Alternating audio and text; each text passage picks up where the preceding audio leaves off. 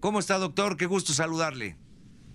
Hola, querido Mario, qué gusto saludarte hoy. Muy buenas tardes a ti, a todo el auditorio. Y sí, efectivamente, tienes toda la razón. De hecho, uno de los riesgos que ahora se ven es una posible tercera ola por el cansancio y esta crisis, Mario, que yo quisiera hoy comentar, porque tiene un sentido mucho más profundo de la felicidad.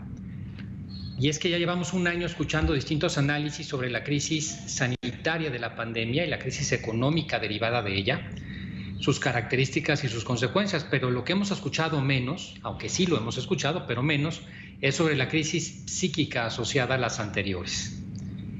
Y esta crisis es la que representa el mayor riesgo a futuro para la humanidad, Mario, porque no hay forma de recuperación social sin fuerza psíquica, o sea, sin fortaleza mental. Este tema de la sanidad psíquica ha sido un problema propio de la actualidad. La Organización Mundial de la Salud, fíjate este dato, ya preveía desde 2018 que la depresión sería la segunda causa de discapacidad en el mundo y la primera en países en vías de desarrollo como México, antes de la pandemia. Con la pandemia el problema se exacerbó a grado de que a finales del año pasado se preveía que 1 de cada 2 personas en el mundo tienen ansiedad o depresión, aunque sea en grados bajos. La felicidad ha sido un tema que al paso del tiempo ha ido adquiriendo importancia en la visión de distintos analistas, al grado de que ahora se hacen rankings de la felicidad, ya no son solo económicos o políticos para medir a los países. Sí. El informe sobre la felicidad, quizás lo recordamos la semana pasada, es el más influyente, es el informe mundial sobre la felicidad impulsado por la ONU, que comenzó a elaborarse de conformidad con la resolución de Bután, aprobada por la Asamblea General en junio de 2011, que invitaba a los gobiernos nacionales a dar más importancia a la felicidad y bienestar para determinar cómo lograr y medir el desarrollo social y económico. El primer informe se publicó en 2012 y fue elaborado por el Instituto de la Tierra de la Universidad de Columbia, con el apoyo de investigación del Centro de Desempeño Económico de la London School of Economics y el Instituto Canadiense de Investigación Avanzada. La semana pasada se dio a conocer la 8ª edición en la que se destaca que México, y esto es lo preocupante, Mario, ya no es tan feliz como solía ser. Cayó en un año 23 puestos, del lugar 23 al 46, en una base de 100. Es brutal, ¿no? Muy precipitado, es tremendo. No hay ningún país, Mario, con una caída igual en el mundo. Y esto es lo realmente preocupante. Esta caída de la felicidad significa que México ha perdido capacidad para enfrentar la crisis que se le presentan, porque la caída de la felicidad supone la pérdida de sus reservas espirituales o sus reservas culturales de las que nadie suele hablar, pero que son las que explican el desarrollo de las sociedades. Mario, la caída de la felicidad supone que hemos entrado en una fase de decadencia, como ha ocurrido en distintas sociedades en otros momentos de la historia.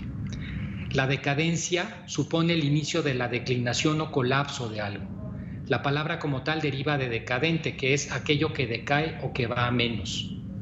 El concepto de decadencia puede aplicarse a personas o cosas, así como procesos sociohistóricos, como el declive de una civilización.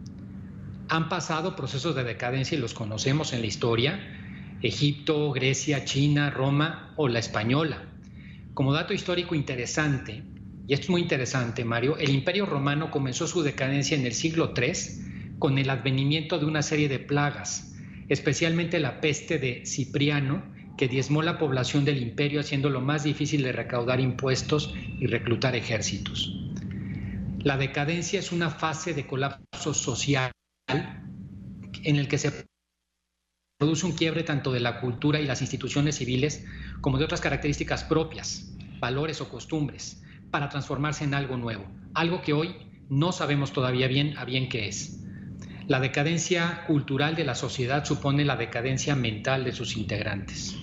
La decadencia que cada uno de nosotros comenzamos a vivir se representaba en la caída de la felicidad. La caída de la felicidad a nivel personal es por eso uno de los temas más importantes que cada uno de nosotros tendría que resolver. Se trata de una vivencia necesaria para el ser humano. Se ha demostrado, por ejemplo, que quienes declaran una alta felicidad tienen una mayor actividad cerebral en la zona de los pensamientos y las emociones placenteras, que es la corteza prefrontal izquierda del cerebro. Y sus amigos suelen confirmar su satisfacción vital de forma independiente. También se ha demostrado que quienes declaran una alta felicidad demuestran con mayor seguridad y con mayor regularidad actitudes positivas, como sonreír frecuentemente o manifestar verbalmente una satisfacción, y tienen mejor respuesta a las enfermedades. Sin embargo, la felicidad, también es cierto, Mario, es un concepto del que todo mundo habla de muchas maneras, y como suele ocurrir con este tipo de conceptos, hay poca claridad en qué consiste realmente. Y por eso, porque no sabemos en qué consiste, aunque todos estamos llamados a ser felices, muchas veces no lo somos. De allí quisiera hacer 3 aproximaciones a este concepto de la felicidad. Adelante. Mario, que estaría repitiendo. Lo primero es que la felicidad no es lo que nos pasa. Una persona puede tener la peor circunstancia alrededor y, sin embargo, ser feliz. Y una persona, inclusive en las mejores circunstancias, puede pasarle lo contrario. Esto es muy importante. Otra es vivir instalado, este es un concepto muy importante de la felicidad, de manera sana y equilibrada en el presente. Quien está instalado en el pasado, en sus heridas, suelen ser los depresivos, y quienes viven de alguna manera con el miedo del futuro suelen ser los ansiosos. Ahí están las 2 enfermedades de moda, depresión y ansiedad. Y es que en el fondo, Mario, el 90% de las cosas que nos preocupan nunca jamás suceden, pero perjudican al cuerpo y a la mente porque las vivimos como si fueran reales.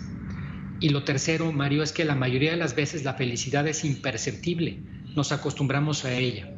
La entendemos mejor cuando enfrentamos una pérdida, cuando nos ha fallado algo que esperábamos en la vida. Allí decimos, ahora no soy feliz, antes estaba bien, pero no me daba cuenta.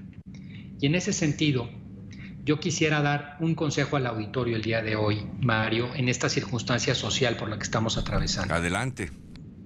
Solo existe un antídoto para recuperar la felicidad en la vida de los seres humanos, demostrado por distintas escuelas psiquiátricas y demostrado cada vez por un mayor número de estudios, y es el amor y la apertura que podemos tener los seres humanos. Ya sea el amor a una persona, el amor a los demás, tener amigos. Hay estudios que demuestran la necesidad de estas relaciones profundas de amistad. La soledad mata, físicamente lo digo, en salud física. El amor a unos ideales o a unas creencias, como el caso de Nelson Mandela, por ejemplo, en la situación en la isla de Robben, cómo se mantenía y mandaba cartas de su felicidad, o el amor a los recuerdos, como lo...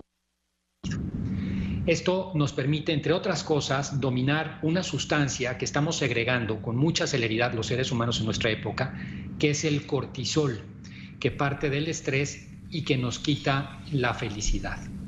En ese sentido, yo quisiera cerrar con consejos muy prácticos que hoy tendríamos que estar pensando en este momento, porque un cortisol alto nos afecta en problemas gastrointestinales, contracturas musculares, alergias, una mente falta de concentración y en general un estado anímico negativo.